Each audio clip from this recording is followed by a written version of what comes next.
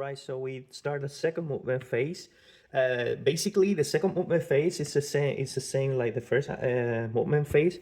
So if you check in the player 8 booklet, you go to the movement phase. You have a free rally attempt where you will try to remove the retreat markers.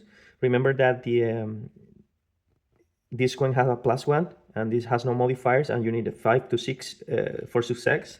And then you can do the normal movements or strategical movements. Remember that every time you move for a strategical movement, a unit, depending the weather, you need to place them aside and place a marker. Then we go for when you finish all the movement, you go for the second attack phase. It's basically the same as the first movement phase with some minor details. In the second attack, you do the same. You can do recon or assault. It's something very easy, but this time you remember that during the first attack phase, if you are attacking a hiding unit, you need to draw a defense marker, support marker. So when we said that when you finish the first attack phase, this counter is to be removed, but this one, it's going to be there if the target unit has not received any hit. So let's say that during the first phase, this unit hasn't received any hit, so this marker stays for the second attack.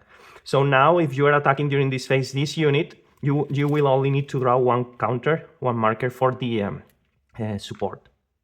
Okay, what happens if during the raid phase or for any reason this unit receive a hit?